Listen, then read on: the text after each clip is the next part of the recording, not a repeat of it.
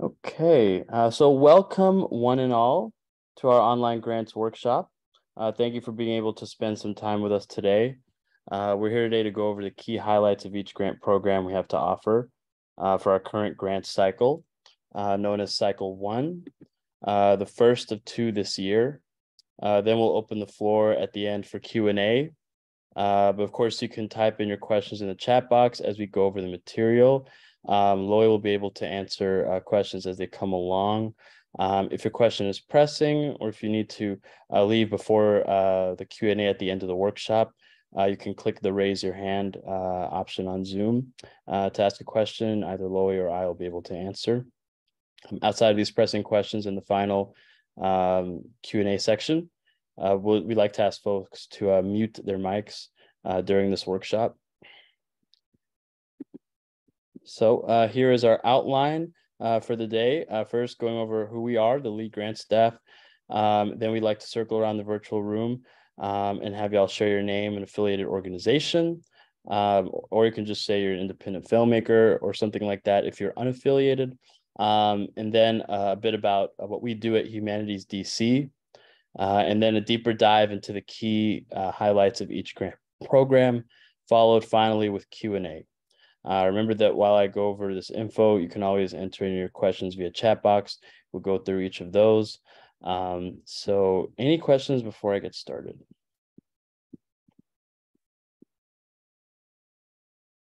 Okay. All right, so a little bit about me. I'm Eli Yusuf, grants manager for HumanitiesDC. I've been with the organization since April of last year. I oversee our grants portfolio and serve as the main point of contact for grant-related questions. I can be reached by the email address on your screen. And just so you're aware, this PowerPoint slide deck will be made available to everyone via email, after the workshop has concluded, and the recording will be on our website, as well as the PowerPoint.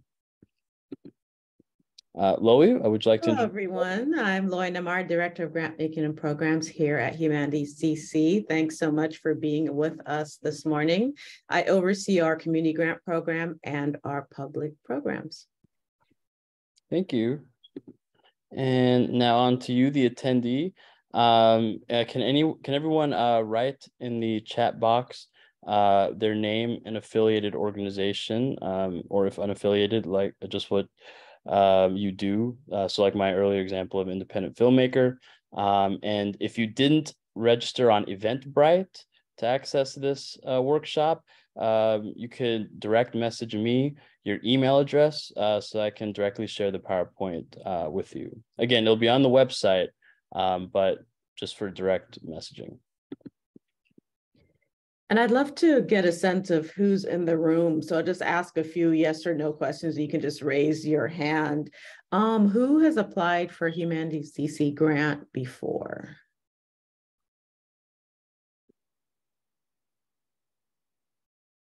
Okay, looks like just a couple people. Who has received a Humanities.DC grant before? Okay, a couple people as well. So it sounds like this is a new experience for most of you. And how many of you know which grant program you're planning to apply to? Okay, so just a few people. So most of you are going to use this opportunity to learn more about the options and figure out which one is the right one for you. Okay, that was very helpful. Thank you. Yes, definitely very helpful. Thank you, Loie. All right, now a bit about what we do here at Humanities.DC for anyone who's unfamiliar.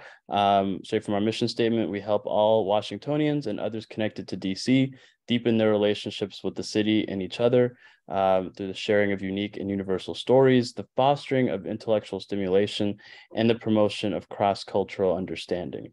And to help bring this mission to life, we engage in grant making, investing in local scholars, experts, and organizations, as well as engaging all residents through public programming. 2022 was our biggest year of grant making to date, with nearly $2 million invested in 99 DC-based grantees across 8 grant programs and 2 grant cycles. This was 9 times the amount we invested in grants in 2017.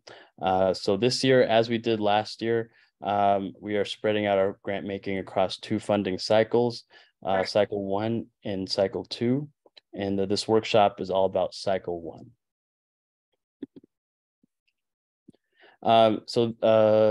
Before we get into cycle 1 details, I just want to show you all the core definition of what the humanities are all about according to the National Endowment for the Humanities. They include, but are not limited to, the study and interpretation of the following: language, linguistics, literature, history, jurisprudence, philosophy, archaeology, comparative religion, ethics, the history, criticism, and theory of the arts. And just so that you're aware, we take this definition into account, specifically those particular categories of disciplines, when determining whether organizations and projects have a humanities focus and to what extent. And this will be listed in the application as well, those particular disciplines. So now here's our 2023 Cycle 1 grant cycle. 5 different grant programs: Community Culture and Heritage, Visions, Projects and Events, Youth in the Humanities, DC Oral History Collaborative, DCOHC, DCOHC Beyond the Archives. Applications are due March 14th at 5:59 p.m. Eastern Time for all 5. Applicants can apply for and receive only 1 program grant per year, but can also receive 1 non-program grant. The only non-program grant is Youth in the Humanities. And the main difference between program and non-program is that program grants are project-based, as opposed to non-program, which are more general operating support. And there's the link to log on to Foundant, our grant portal, where you can apply for these grants. It's the very bottom of the screen, grantapplication.wdchumanities.org. All right, so on to the grant program key highlights, starting with the Community Culture and Heritage Grant. This is a program grant, and it's open to DC-based individuals, community groups, and nonprofit organizations. Folks can apply for up to $10,000. The project period, also known as the grant period, runs from May 1st, 2023 to March 1st, 2024. During this period, all grant-related work must be done and completed, and all grant funds must be spent only during this period. Projects must focus on preserving the culture, memories, and experiences of DC residents, both new and native. Examples of these projects include, but are not limited to, written publications, multimedia projects, websites, lesson plans, and tours. Grantees showcase their projects annually in an event hosted by HumanitiesDC, and this year it'll be held early 2024. Now, for the funding scope, which is what we're looking for in a grant-funded project, what we're looking to support with our funding, these projects should include a humanities focus. So projects must incorporate relevant humanities scholarship with a specific focus in 1 or more central humanities disciplines.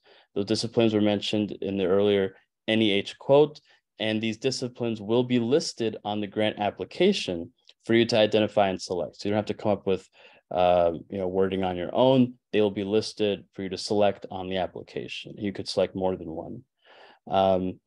They should include strong scholar or expert involvement.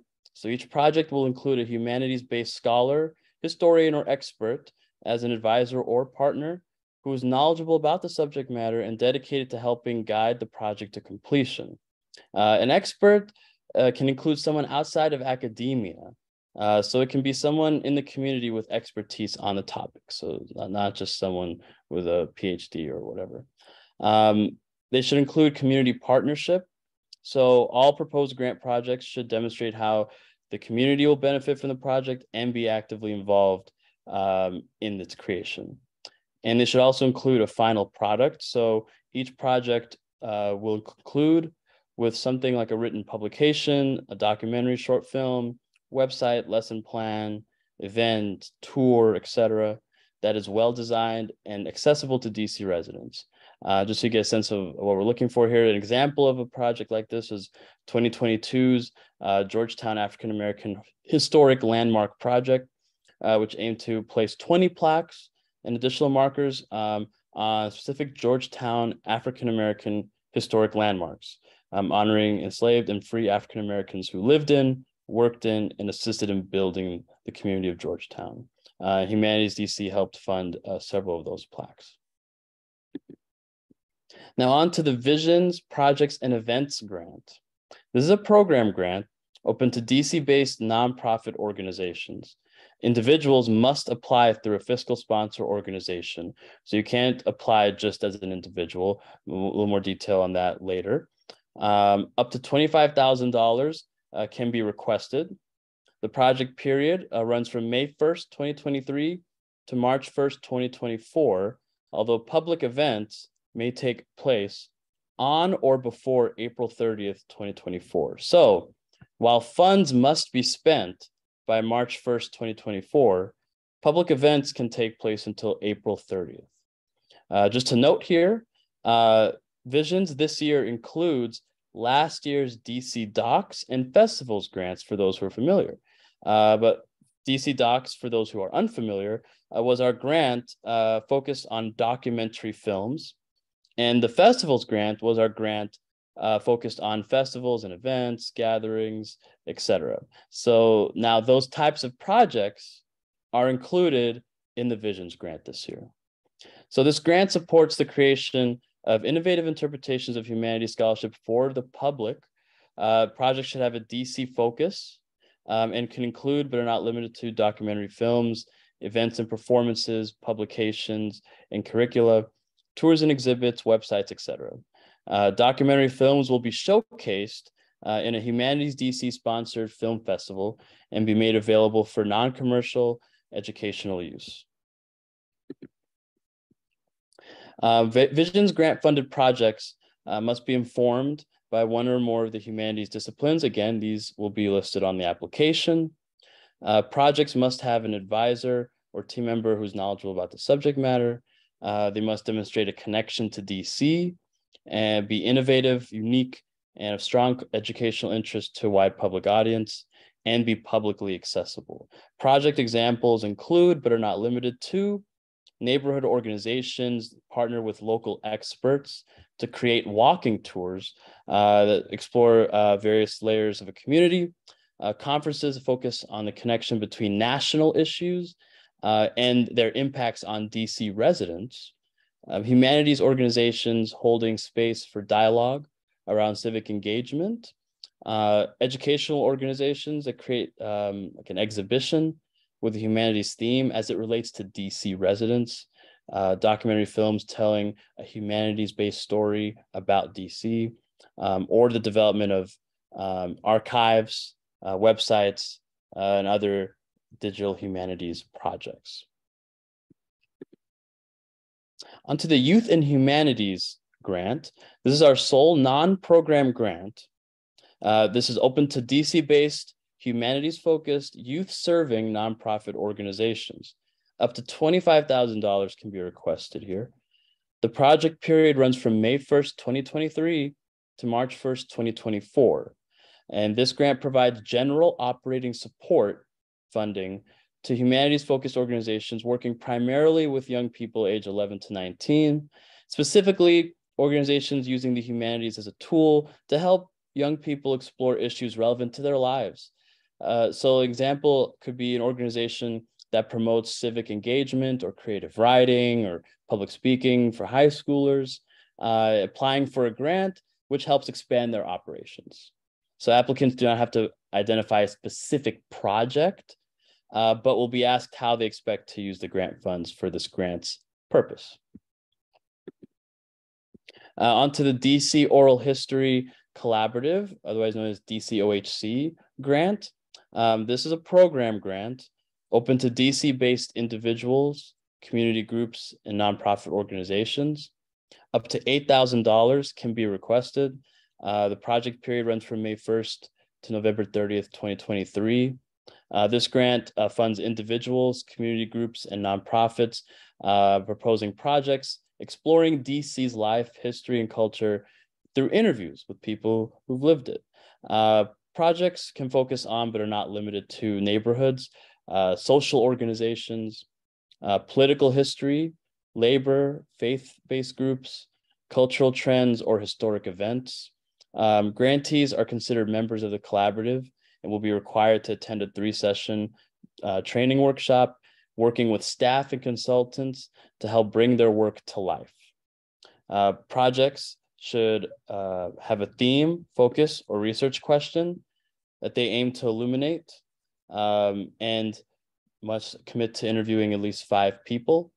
The final product will be a set of audio or video recordings accompanied by interview descriptions, narrator biographical statements, transcripts, legal release forms, timestamped indexes, metadata forms, and narrator photographs.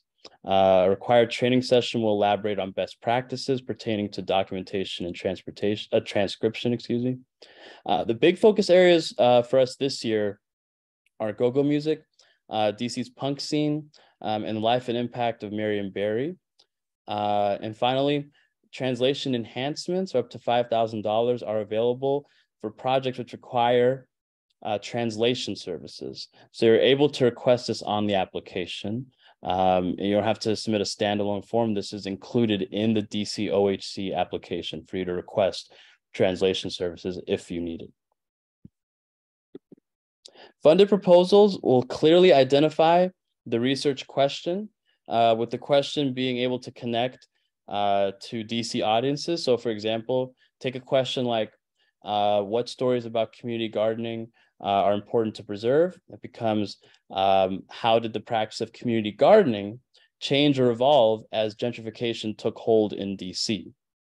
To this end, they will demonstrate a deep understanding of the subject matter and a connectedness to the relevant communities. They will not propose collecting oral histories that have already been recorded and archived, and will show that narrators in their communities will be substantively engaged in the project's development. Now, a bit about the purpose and mission of DCOHC, starting with what oral history is all about. And this quote is from the Oral History Association. In short, it's about capturing an in-depth account of personal experience and reflections on the past, as opposed to commentary on purely contemporary events. So the DCOHC documents, preserves, and celebrates these reflections, specifically pertaining to the lived experiences of DC residents. The collaborative makes an effort to capture these reflections by providing training, mentorship, resources, programs, and funding to current and aspiring oral historians.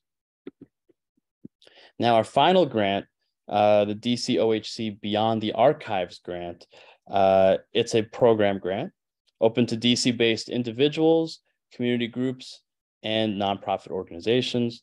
Up to $12,000 can be requested. The project period runs from May 1st to November 30th, 2023.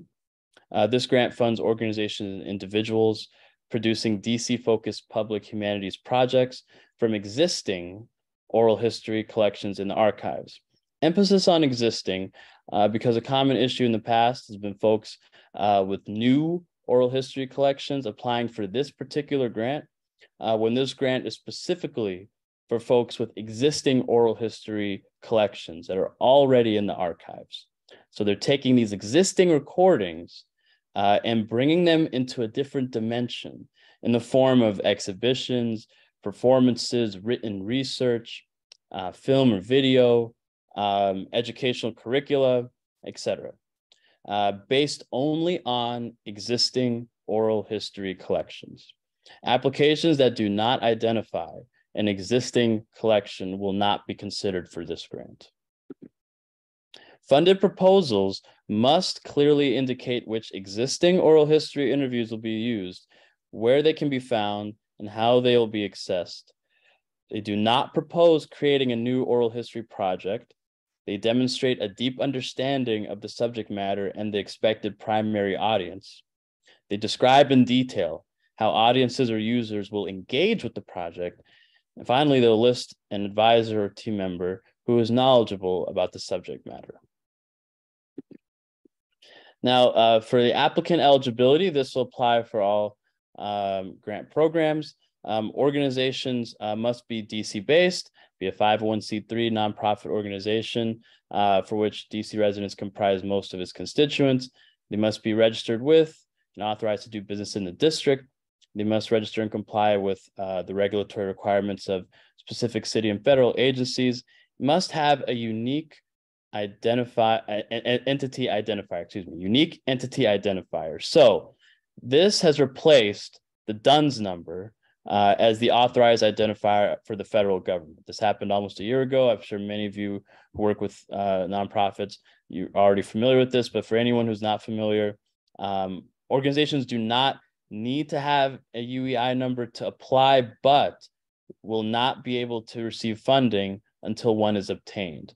And we have more information for you in order to be able to find out how to secure that upon request. More information. This is now for individuals. All individual applicants must be at least 18 years old. You must be a full-time resident of Washington, D.C. There's no cash match required for any of our grants.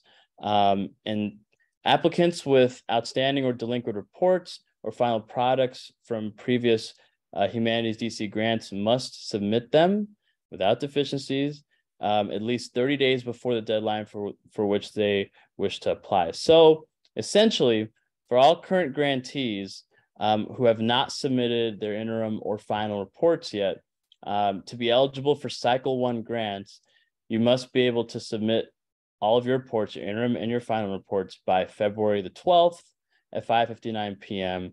I did send an email out to all current grantees yesterday with this information. But if you missed that email, or if you can't find it, please reach out to me directly through direct message, and I'll be able to share that email with you after the session. And also, finally, grantees may be asked at any time during the grant period to provide proof of eligibility.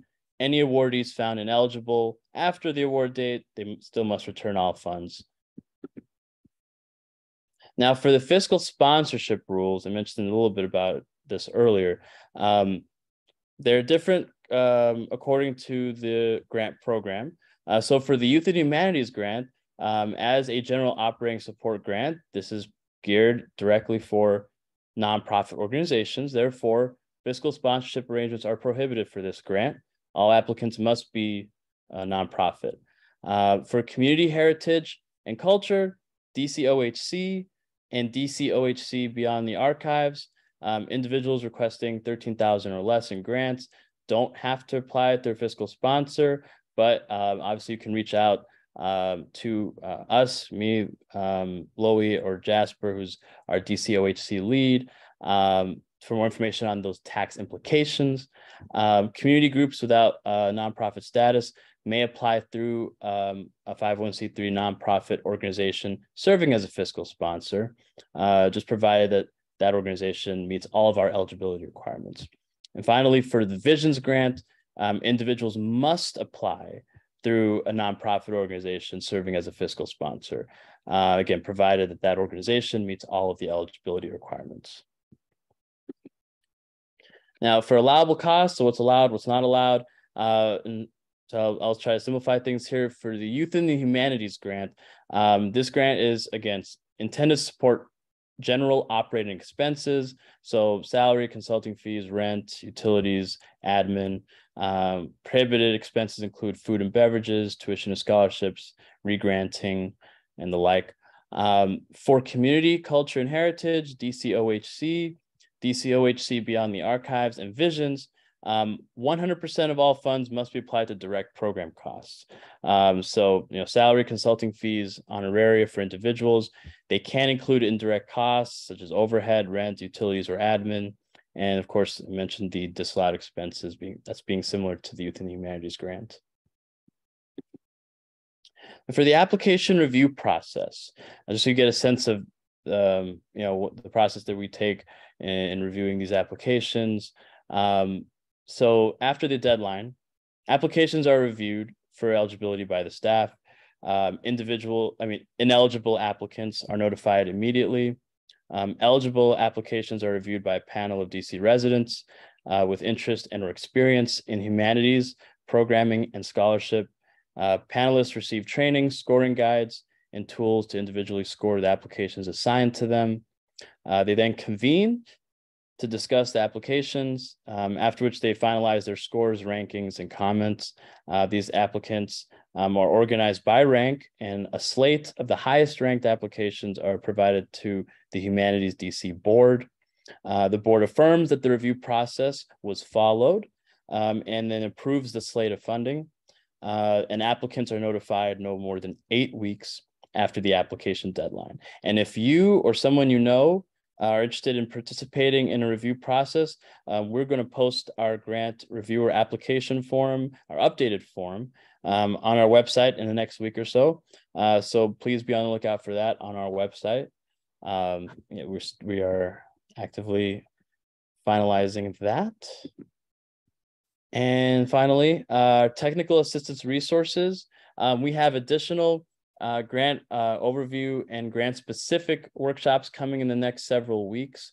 We have another grant overview session tomorrow evening at 6 p.m. It will also be on Zoom. You may have seen that on Eventbrite. So if you know anyone else who may be interested in applying for grants and they weren't able to make this particular session, we'll cover the same information tomorrow at 6 p.m. as well.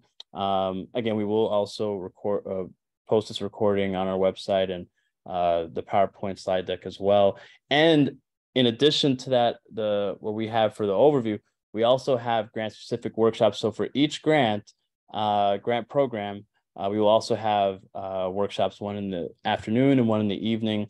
Those are set for February. We have an entire schedule of that. That's on our website as well. We also have office hours, so one-on-one 30-minute assistance calls available upon request. We have Calendly links. We use Calendly for you to set up those calls. You can use that, and also you can just reach out directly to me or Jasper, so that we can provide you with that feedback directly. And we have our contact information listed here as well, our email addresses. So I'm the main point of contact for the grant programs in general, but Jasper Collier, he is our main contact for DCOHC grants specifically. So you can reach out to him for questions specific to that grant program. And now I'd like to open the floor for Q&A. So let us take a look. Let me stop sharing my screen.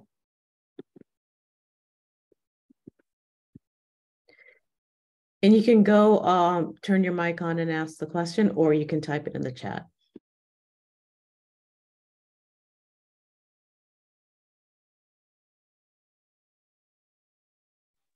Hello. I want to start off by saying thank you all at Humanities DC for all your work. My name is Kendall Brahma, Executive Director of the Amy Jacques Garvey Institute here in Ward 7. Very happy to be a part of the DC Arts and Humanities Commission East Arts program this year. So we're really looking forward towards the Youth and Humanities and the Oral History Project we've applied several times before in the past. Very happy to see that you're emphasizing Marion Barry's legacy here in Washington, D.C. I'm a third generation Washingtonian. So yeah, we're just looking forward to this process. We've applied several times before, and we've noticed the new website, the new interface. And I was just curious about, typically I think in the past we had like a portal site where you apply. How is that with the new website? How are we able to, apply to these wonderful grants? Thank you. Thank you for the question, Kendall. We actually have not changed our grant portal website. The link is actually still the same. It was listed in one of the earlier slides, but I'll go ahead and type it in the chat as well. It is still grantapplication.wdchumanities.org. We did change the design, obviously, to reflect our new design, but so it looks better, but it is still the same portal.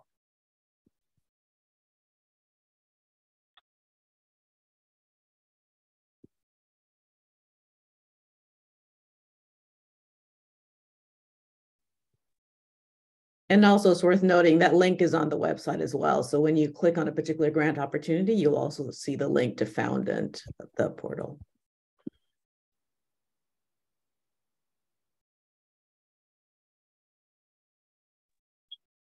So Eli, there's a question about what submitting interim and final reports. And if you haven't heard from staff, what does that mean? Yes, I was going to type that in, but I'll go ahead and say that out loud. So yes, thank you, Kelly, for the question. I appreciate it. We will reach out to you if we do find any issues with your reports. But the key thing for eligibility here is that you submit all of your reports, interim or final, within that 30-day period. So by February 12th in this case. So that's the main thing. If we did find issues and it's past February 12th, we will raise them and we can help you identify what those issues are. But that 30-day period is really to give us that time so we can identify these issues and raise them for you. But the primary thing for you for eligibility is just submit all of the reports by February 12th. There was a great question about oral history archives. So Jasper answered that in the chat. So if you're interested in that, please check the chat. And then Eli, there's a question about the UEI, saying a little bit more about that.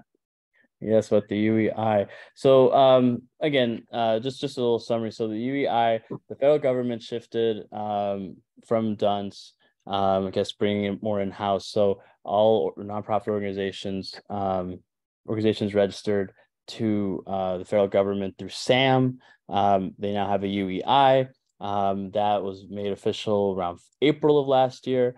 So we do need that for folks to be able to receive funding, not to apply, but to receive funding ultimately. So you can submit your application and not have one yet, but by the time the project period begins, to be able to receive funding, you need that. And thankfully, I think Jasper just posted the link with all the information from SAM itself. So please do access that link.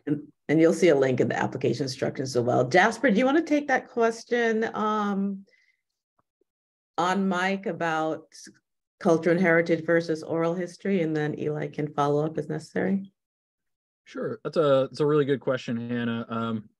I would say that one of the main differences between the two is that the oral history grant comes with some additional support. So the oral history grant, as Eli mentioned, does require all project directors, all grantees to participate in a 3-session oral history training workshop, very similar to the one that we lead for the general public, that kind of gives everybody a baseline of the DC Oral History Collaborative and the DC Public Library's expectations for oral history projects. A lot of really great information about best practices around oral history. And it's also a really good opportunity for everybody in that group to kind of come together as a cohort. The other element to it is that the oral history projects that are supported through the DC Oral History Collaborative grant are considered and generally accepted into the People's Archive at the DC Public Library. And so that link that I put up earlier in the chat to the DC Oral History Collaborative archive, all the interviews that you would collect as a grantee under DC Oral History Collaborative would most likely end up in that archive as well. And I was going to say, whereas like for the Culture and Heritage Grant, it would be a little bit more open to your own interpretation of, storytelling, capturing those stories. It might be done in a slightly less formal way. Of course, you could do full oral history projects through that Culture and Heritage Grant, but there would be kind of, I suppose, more individual negotiations with the DC Public Library as to whether those would be included in the People's Archive. Super helpful. Thank you. Sure. And I see a question here. Will you fund projects that are not totally DC focused? Oh, actually, there was one before that. I'm sorry.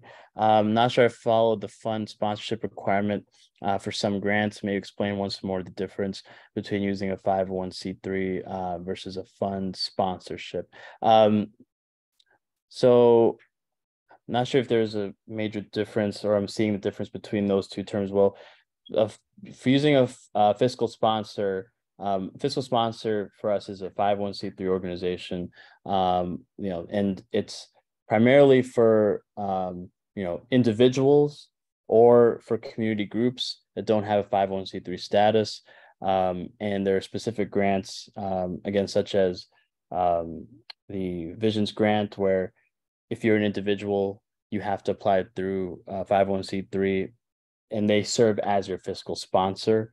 So there's not like a specific type of organization that they are only a fiscal sponsor. An organization can serve as fiscal sponsor. So I'm not sure if I've answered your question or if I know the exact difference, but I just want to be clear that a 501c3 organization can serve as a fiscal sponsor for an individual or a community group that does not have 501c3 status.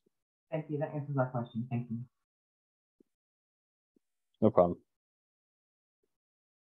Oh, and another question, will you fund projects that are not totally DC focused? I'll be applying to fund the DC portion of the documentary, but the final film will include interviews and subjects related to Maryland.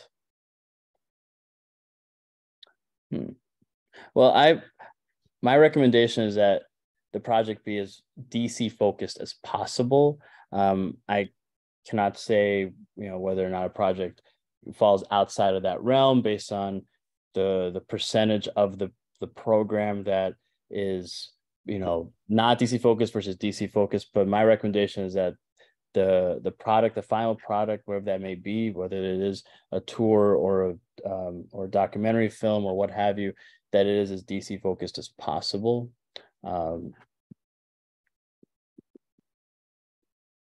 That answers the question. And feel free to give us a call to talk through what your project is so we can answer that question really specifically for you. Definitely. I work with Fractured Atlas as a fiscal sponsor, and they are based in New York City. Does that still work, or do I need to find a DC-based fiscal sponsor? So since the fiscal sponsor on the application, on the founding application, they are the applicant, we would need them to be based in DC, or have a DC office registered to do business in the District of Columbia.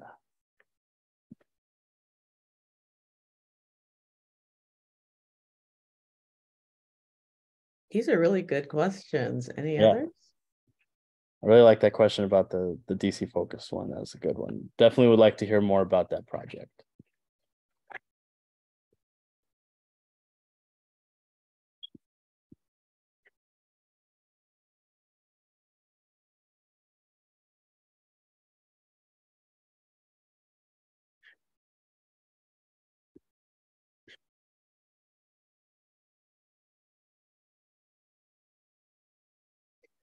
Anybody want to share the idea they have for a project?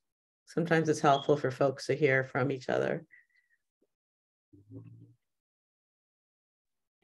Sure, we use Humanities all the time in our anti-violence, the mental health of youth. We do coordinated career counseling. We really are an integrationist, so we integrate various aspects of humanities education, arts education as a way to impact youth emotionally and other aspects of youth development. So what that means is that we everything from careers in the humanities to the classical training that they need to do to express themselves artistically, to the civic implications of what that means for the community. We work with youth in Ward 7 and Ward 8. So that means, maybe the youth will create a work of art that expresses their hopes and dreams artistically, and, we'll explore that as a way to calm their emotional state. There's just so many things that I'm a strong proponent of the arts, that youth, especially youth from underserved areas, can benefit from the humanities and this training and these grants. And I'm just thank all these organizations for being on the line and individuals for interest in this opportunity. It's a wonderful opportunity. Thank you. Thank you. Adrian had a question. I just responded to it. Do you provide technical assistance in preparing the grant? And yes, we can provide limited feedback on application proposals during office hour calls.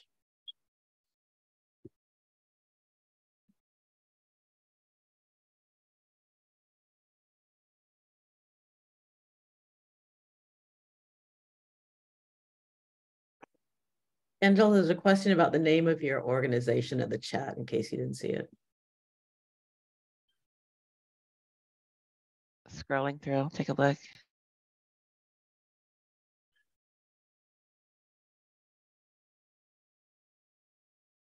Anyone else with a question or want to share what they're thinking about?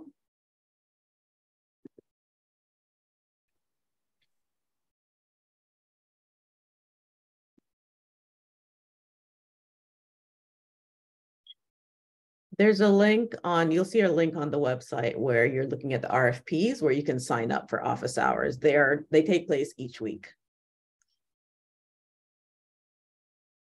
And in terms of the kind of feedback, just an example would be during that call, you tell us a bit about that application, what you're thinking about applying for, and whether you believe, or whether essentially trying to get our feedback on whether we think your idea fits visions or fits community culture and heritage, or how to make sure that it meets certain requirements for that particular grant program. That kind of feedback we can provide, the broad strokes kind of feedback.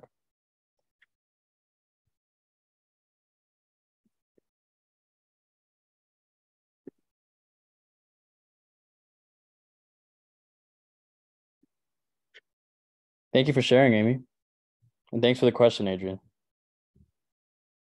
Andreen. Sorry. Thanks for that correction. My name is pronounced wrong all the time, so I try to be sensitive to that.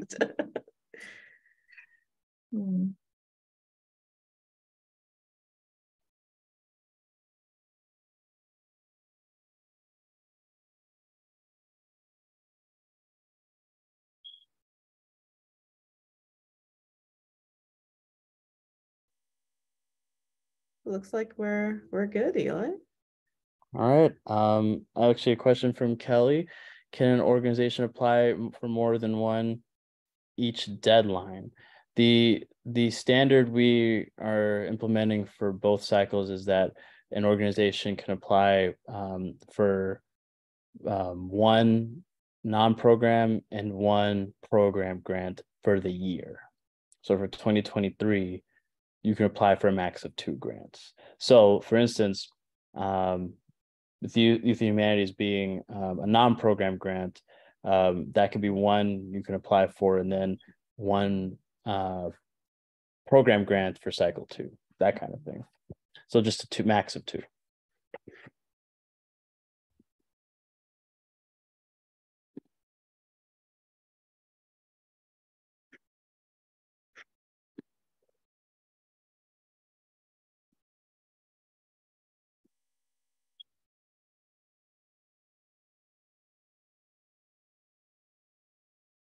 Hannah, I don't know if you've seen it, but Jasper is curious. You have to see if you have a topic in mind for your oral history project. Yeah, so we're planning to, and already have some funding to do it to a certain degree, but we're looking for ways to maybe interview more people to do a cultural asset mapping project in Petworth. I'm with the President Lincoln's Cottage and we're in Petworth, but to do interviews, so less capturing oral history, but doing interviews with people to find out like what are the cultural, artistic, historic traditions, celebrations, gathering, movers and shakers, people creating at the core of arts and culture, sort of hyper locally in Petworth, and talking to many, many people.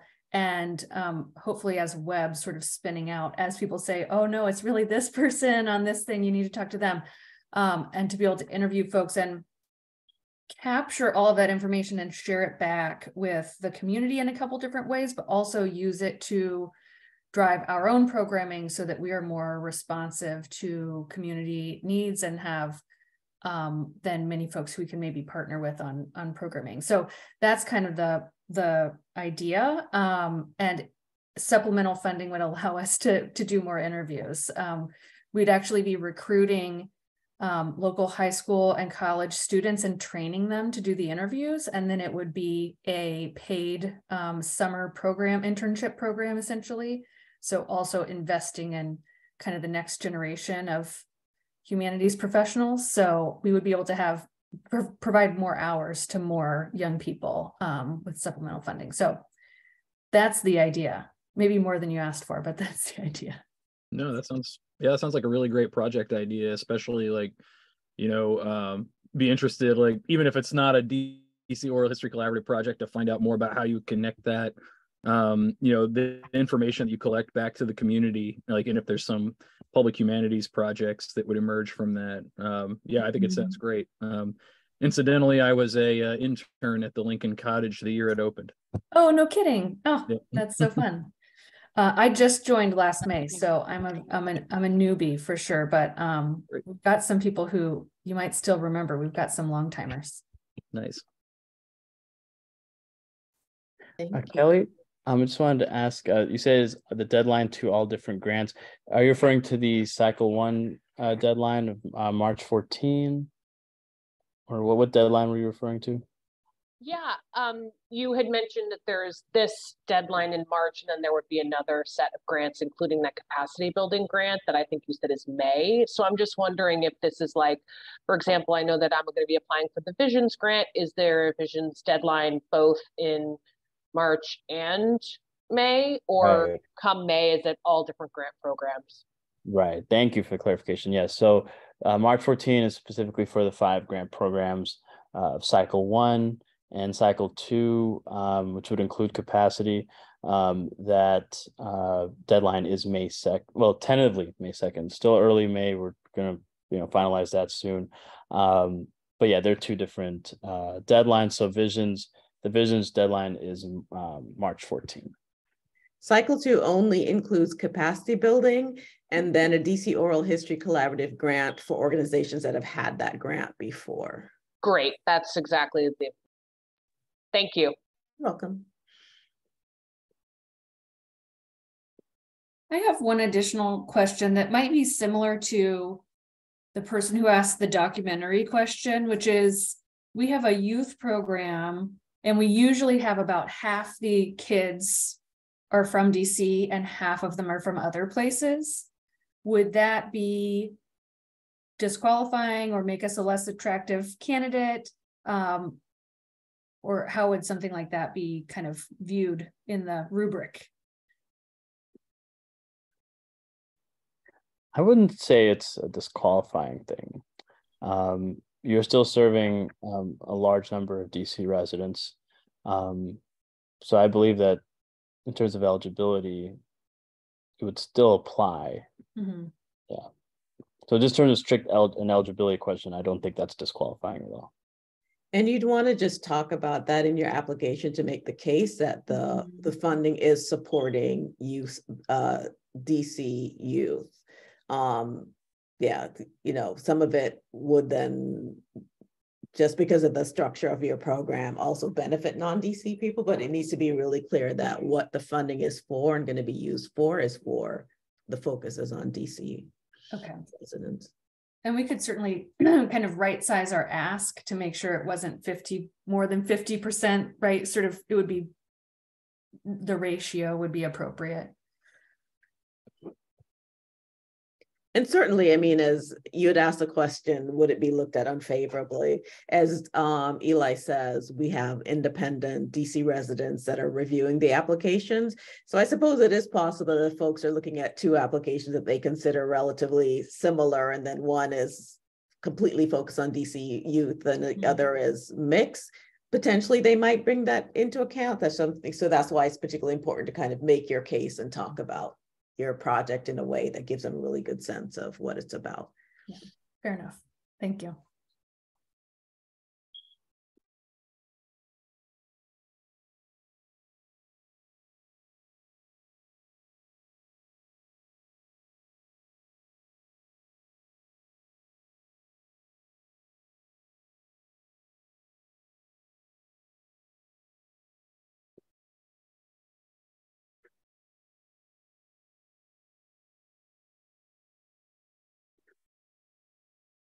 Thank you, Kelly.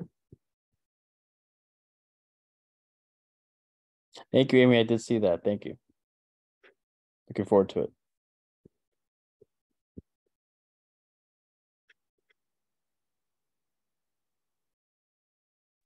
Thanks for all these questions. We're going to use these to enhance our frequently asked questions document, so we appreciate it. Definitely. And that document's also available on the website. No problem. No problem.